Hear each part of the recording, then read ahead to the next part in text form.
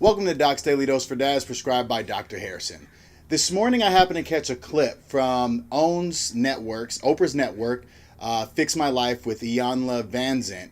And she was talking to a former basketball player about him and the way he's been acting with respect to his sexual behavior. And she said something in this clip that a lot of people were applauding. And I wrote it down word for word.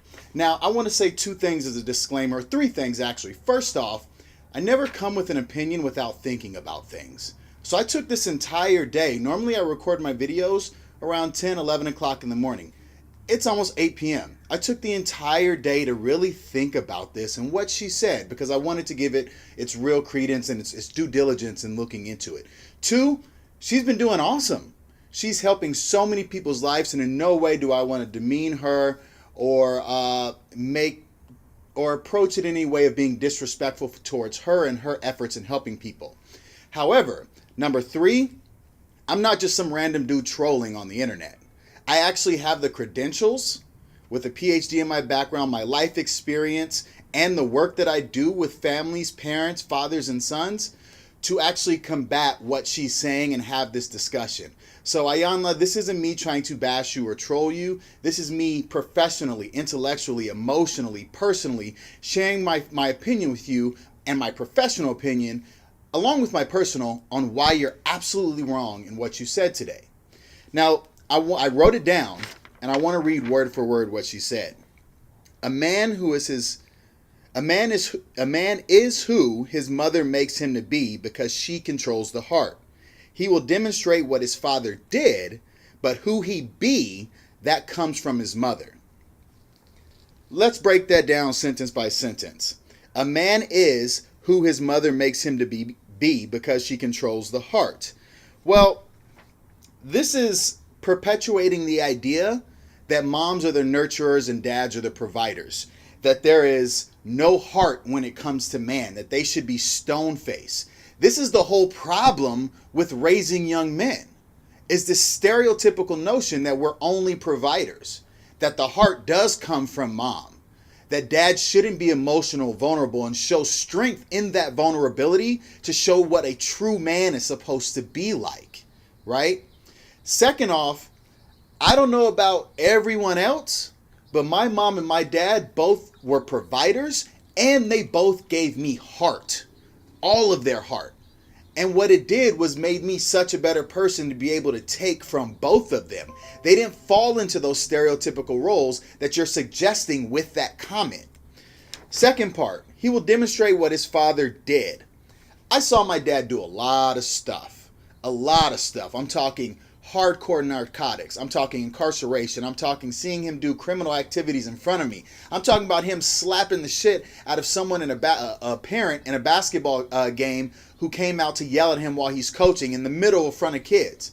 There's a ton of stuff that I do that is just like my dad, but there's a ton of stuff I do not do like my father.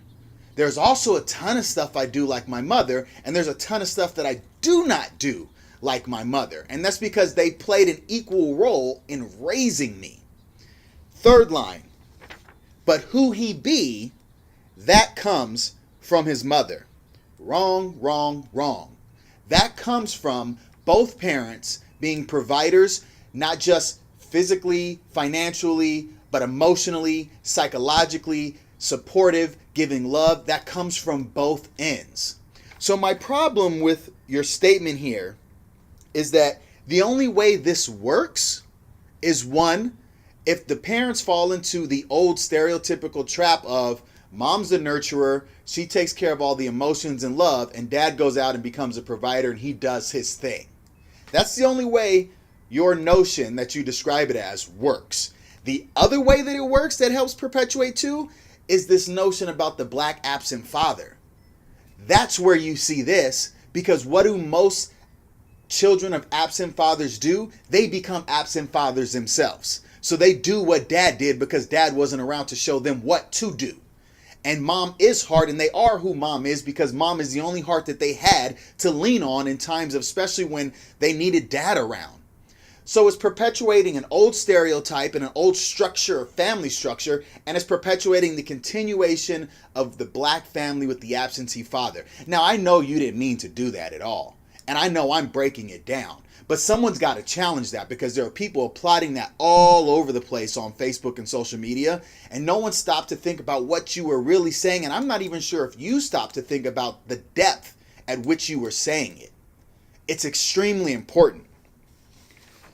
The key thing here is it's the effort of both parents. If both parents are giving as providers and both parents are providing heart and emotion, you're going to have a well-adjusted, psychologically balanced individual for the most part. You ask any woman who has a husband or a father of their children, and that dad is genuinely in their life and genuinely invested, they will be so upset if you are trying to suggest that that man is not giving heart to that child. That child's part of that child's heart did not come from that father, that it only came from that female. Again, I don't even think you thought about the implications of what you said and what it could have. But what it does is promote an old way and promote another way that should never have happened within black families of the absentee father. And I'm specifically saying black families because you as a black woman, me as a black man, and the gentleman you were talking to as a black male, it's very important. And those are the two things that stuck out in my mind. My children are a reflection of both of their parents. And I'm not offended by what you said. I just think you need to be careful how you're saying it, because I understand where you're coming from, but I don't think you gave it enough thought in breaking it down to what you actually were implying. I am a reflection of both my parents, because even with my dad doing all that he did, his heart was always there for me. He was always a provider in some way. And my mom, who went out and had to do double duty of providing, which is typically the dad's role, right? As you suggest here, her heart was always there. So I have both of them.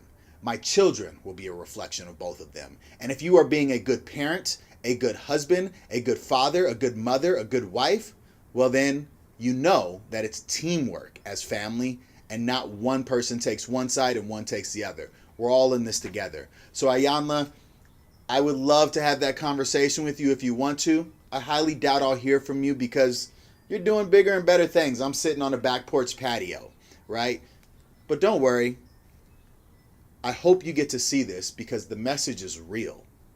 The message is super real. And I hope it gives you pause for a second to think about the notions and the sayings that you're coming up with and how those are falling or allowing people to fall back into the traps of the things we want to get away from, especially in today's day and age, especially when more than ever fathers are needed to help guide this young generation, especially this young generation of men. That's Doc's Daily Dose for Dads. Don't forget to hashtag Doc's Daily Dose for Dads, hashtag 4D, all social media at RebirthBX. Check out the website, rebirthbx.com. You can catch this on Apple Podcasts, Google Play Music, YouTube channel, Doc's Daily Dose for Dad. Hit the subscribe button. Iyanla, I'd love to hear from you.